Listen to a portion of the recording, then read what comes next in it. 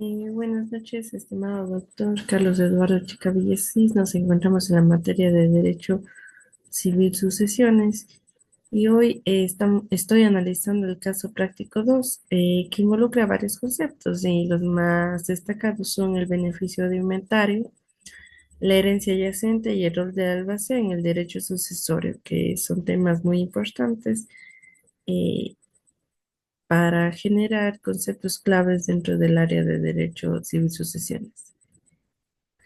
Este caso nos pone a consideración a doña Matilde, que fallece en sí el 20 de abril, dejando un testamento en el que designa como único heredero universal a su sobrino Roberto, quien vive en Australia y no tiene la manera para viajar de manera inmediata.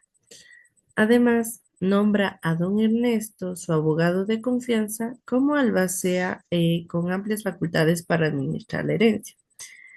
Entre los bienes que tiene se incluye una casa, una cuenta bancaria con fondos importantes, pero sin embargo, también deudas, incluida una hipoteca sobre la vivienda. Nadie reclama la herencia inmediatamente. Entonces, la situación jurídica en este caso es esta herencia yacente, este espacio, este momento donde nadie está reclamando la herencia. En primer lugar, como Roberto no acepta ni repudia inmediatamente la herencia, la situación jurídica que se configura es la de la herencia yacente, como ya lo había mencionado. Esta figura jurídica, de acuerdo con el artículo 1263 del Código Civil, describe el estado de la herencia yacente cuando no tiene un titular o un heredero para aceptar la herencia, permaneciendo suspendida hasta que el heredero manifieste su decisión de si aceptarla o repudiarla.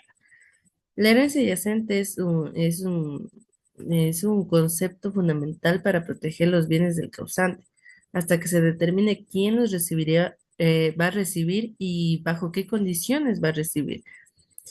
En este sentido, la herencia continúa existiendo, pero sin representación legal, lo que puede generar riesgos para su conservación, razón por la cual se establecen mecanismos para esta protección.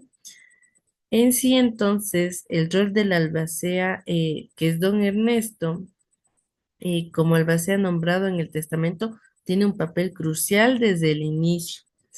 Según el artículo 1293 y los artículos siguientes del Código Civil, el albacea asume la administración de los bienes hereditarios.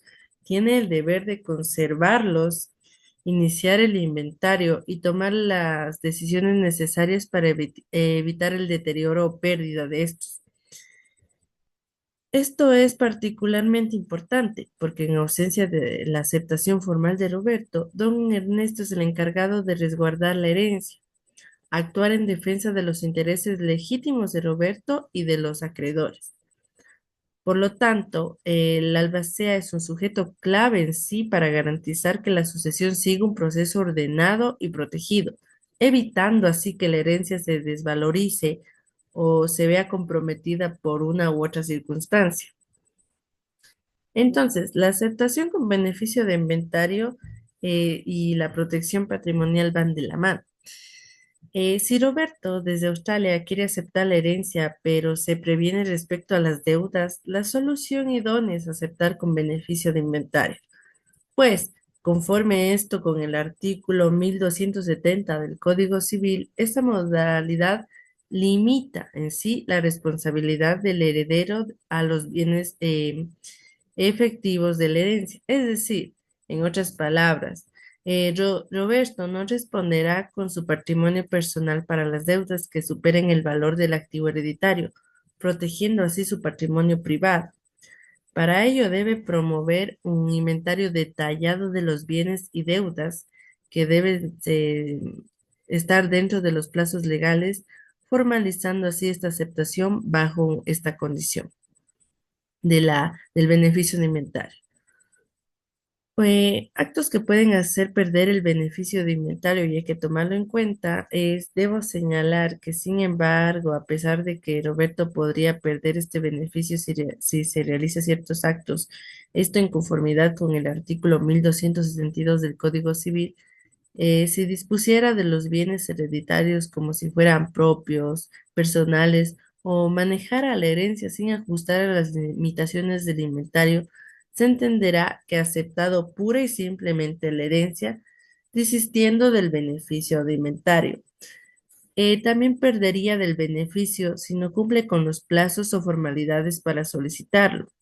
Por tanto, es esencial que Roberto actúe con cautela y respetando la normativa para no comprometer esta protección.